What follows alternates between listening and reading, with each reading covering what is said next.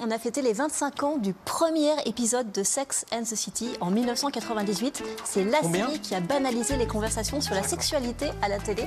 Alors pour les très jeunes qui nous regardent, Sex and the City, c'est l'histoire de 4 New-Yorkaises qui essayent de trouver l'amour et plus si affinité. La série a rendu glamour les aventures d'une nuit, a glorifié la sororité, elle a ouvert quelques conversations houleuses sur la bisexualité, elle a initié le boom des sextoys. Sans Sex and the City, je suis pas sûre que l'industrie du plaisir serait aussi développée, mais surtout Sex and the City a donné ses lettres de noblesse à un plaisir tout simple. Parler de sexe. Enfin, très bonne vanne. Ce plaisir-là, le plaisir de parler de sexe, est incarné par l'héroïne Carrie Bradshaw, cœur d'artichaut et chroniqueuse sexo, dont l'équivalent français est tout simplement moi. Toi. Ah oui. Cependant, à l'occasion de ces 25 ans, les médias américains se sont passionnés sur la question de l'héritage laissé par la série, qui n'a pas toujours super bien vieilli. A posteriori, ça saute aux yeux. On est dans un monde de blanches hétéros plutôt arrogantes, plutôt bourgeoises, qui ont juste un ami gay. Ce manque de diversité a été compensé dans les séries dérivées. Dans la préquelle The Carrie Diaries, sortie en 2013, Carrie Bradshaw a une amie asiatique jouée par Helen Wong et une mentor noire jouée par Freema Agyeman. Et puis dans la séquelle And Just Like That, qui est sortie il y a 2 ans chez HBO, le casting inclut l'actrice d'origine indienne Sarita Chaudhry dans un rôle important et le personnage non-binaire de Che Diaz, interprété par Sarah Ramirez. La diversité arrive un peu tard, mais elle finit par arriver. Tu voulais aussi nous parler des questions de genre au restaurant. Oui. Qui paye l'addition et quel rapport entre cette addition et le sexe? À table, on sait, les stéréotypes hommes-femmes ont la vie longue. Près des 2/3 des Français pensent que c'est à l'homme de prendre l'initiative du choix du restaurant. Presque autant pensent que c'est à l'homme de sortir la carte bleue à la fin du repas. Quand on entend ces chiffres, on pourrait penser qu'être une femme, c'est génial parce qu'il suffit de se laisser inviter. Sauf que quand on décortique cette étude, on se rend compte que les hommes, dans leur majorité, veulent payer l'addition par gentillesse, par galanterie, par pression sociale, parfois même par féminisme. Payer au resto, ça compense le fait que les femmes gagnent moins que les hommes.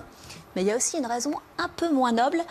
Tout cadeau implique une dette qui peut peser sur le consentement lors d'éventuelles relations sexuelles. Les femmes en ont conscience. Qu'on parle d'un cocktail, d'un repas très cher ou même d'un bouquet de fleurs. Quand c'est gratuit, est-ce que ce ne serait pas nous le produit? Peut-être que si. Et ça se confirme avec un autre chiffre dans cette étude. 17% des hommes ont déjà commandé de l'alcool au restaurant uniquement pour désinhiber un petit peu leurs convives pour le reste de la soirée. Ça fait réfléchir. Mais si vous m'invitez à dîner? Alors moi, je ferai ce que les femmes font. Si toi, tu m'invites à dîner. Eh oui, si on va dîner, vous m'invitez, est-ce que vous avez l'intention de m'utiliser comme un objet sexuel à la fin? Alors, si c'était moi, vous posez la question, vous n'aurez pas une réponse typique? Non, mais oui, j'aurais peut-être quelque chose derrière la tête. Le problème, il ne se pose pas dans l'autre sens aussi? Moi, je dîne avec des copines et souvent, elles me disent je veux payer, je les laisse payer, aucun problème. Mais je ne savais pas que c'était parce qu'elles avaient des arrière-pensées. Elle vous ramène à la maison après? D'ailleurs, j'ai dîné avec ma mère il n'y a pas longtemps. C'est le cas payé? L'étude montre que les femmes préfèrent partager l'addition. C'est vrai? Moitié-moitié. Eh bien, tant mieux, moi je suis pour. J'ai adoré votre votre doc sur les foufounes là. Je suis tombé dessus, non parce que je regardais l'émission et puis vous avez enchaîné. Je me suis dit je vais regarder 5 minutes, mais j'ai tout maté. Hein. J'ai vraiment un texto à rage. Qu'est-ce que vous avez appris? Pas grand-chose. Mais je trouve ça intéressant. J'ai une amie à moi qui est la présidente de Channel 4 et qui avait fait déjà un grand documentaire là-dessus, elle me l'avait envoyé, qui s'appelait Bring Back the Bush. Ils sont très bons sur le Ils sont très très forts. Channel 4. Parce que c'est une chaîne qui fait des programmes disruptifs. Ils ont fait récemment un documentaire sur un mec qui s'est fait greffer son sexe sur son bras. Oui, pour que la greffe prenne, il faut d'abord le mettre sur le bras. Dis donc. Donc pendant 1 an, tu as une teub sur le bras, tu te balades comme ça. Et donc, non mais j'ai adoré et je trouve que ça vachement bien que c'est ce genre de doc. Je pense que ça va éduquer pas mal de mômes, ce genre de truc-là. Et on peut le retrouver sur le replay de MyTF1 aussi. Un peu de placement de produit. Ça n'a jamais fait de mal dans le groupe. Ça ne fait pas de mal. Il n'y a aucun problème. Non mais je vous le dis franchement, je me suis surpris à rester hypnotisé devant ce truc-là. On ne voyait rien d'ailleurs, hein, mais j'ai bien aimé la démarche et j'ai bien aimé aussi que ce soit les femmes qui en parlent. Pardon, hein, j'ai pris la place de... Mais j'avais envie de le dire, j'en avais besoin. J'en avais besoin, maintenant que je sais qu'on va déjeuner, que vous allez m'inviter en plus. Laissez-moi choisir le restaurant. Et votre question pour Maya? Vous avez une question sexe alors, à lui poser? vous l'avez dit, je suis plus de 57 ans. Et donc, je voulais vous poser une question. C'est la première qui m'est venue, je vous dis franchement. Est-ce que c'est normal à mon âge, quand je regarde un film érotique ou si je tombe sur un truc porno, que je sois plus intéressé par un meuble dans le décor de la scène que par la scène qui se passe devant nous?